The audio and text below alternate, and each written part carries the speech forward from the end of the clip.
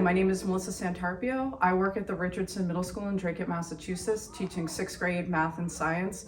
We are in our 4th year of our rollout of the OpenSciEd curriculum. My classroom changes throughout the year. I like some things are better with groups, some things aren't. But I pushed a lot of stuff up, the learning space up forward here, because I like to be able to have space in the back for us to be able to work and move around.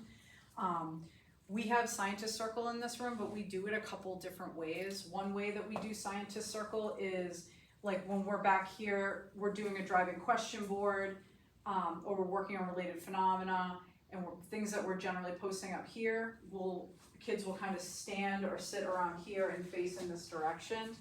But then at other times, like when we were doing information, like working on this information and this part of the consensus, or something's happening up here because I have these lovely things as well, or we're having a discussion that requires a Scientist Circle, like students will sit on the desks that are at the perimeter so that we can have a Scientist Circle discussion here.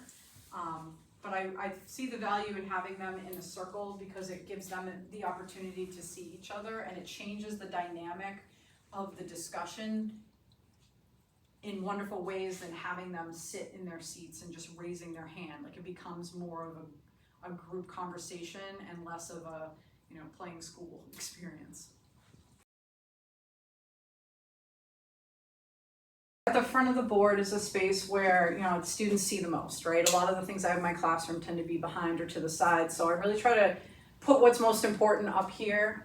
Obviously plate tectonics unit, this is a great place to just always have the mountain information.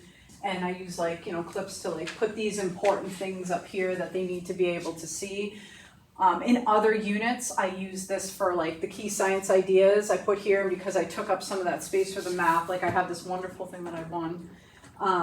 That I can also include key science ideas here, but I want to have a place where students can reference them regularly, so I try to keep them in the same place. But other things that I'll put up here is for the sound unit, I'll put up the model that we did for how a sound is created, or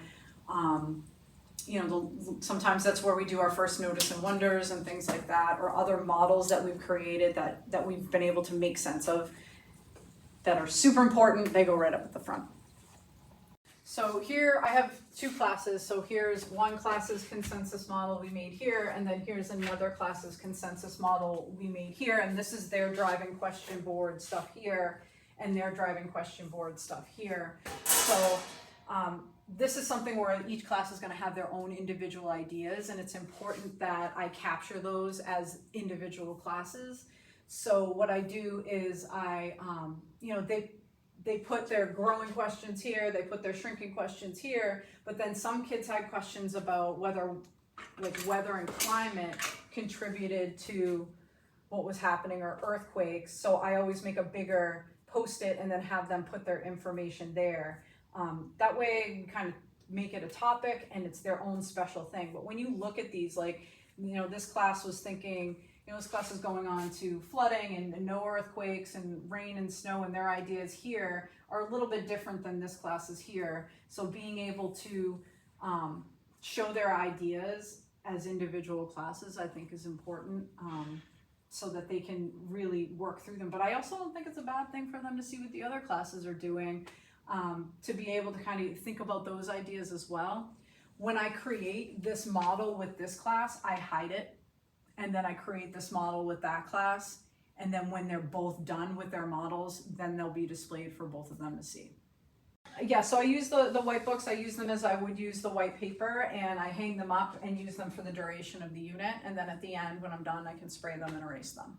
A poster like this that I'm going to be making with all of my science classes that I know we're kind of leading to the same idea, I tend to put it on different things, sticky notes or index cards that I can pull off and then put on for the next class, so that I only have one of these posters hanging up rather than many of them. This is not something I would do with a consensus model where a class has their very specific ideas that we don't know are true or false, but something like this one where you know, putting all the pieces together and we all kind of are leading down the same path, that's something I would do. Another example that I did with this was in the Earth and Space unit when we're doing like the moon phases, right? Those are like, it's a very similar thing. I draw them on sticky notes and we put them up and then I take them down, and then the next class we might do it that way.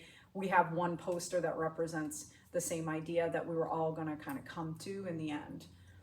I'm very fortunate to have all of this wonderful cabinet space so I can put up posters as we go through them. Just regular anchor charts that help us with things like turn and talk, but also the things that we discovered and figured out throughout the unit, I'm able to hang up. I also have these little handy dandy signs, which I'm running out of space, so I cover up sometimes, that kind of help me with reminding students of the expectations and things that I want them to be able to do. We have our science norms that we hang here. I have my parking lot where kids kind of put up their questions as we go, and I try to adjust. I try to take some time to answer them for them. We have our word wall up here that we continually add to as the unit goes on.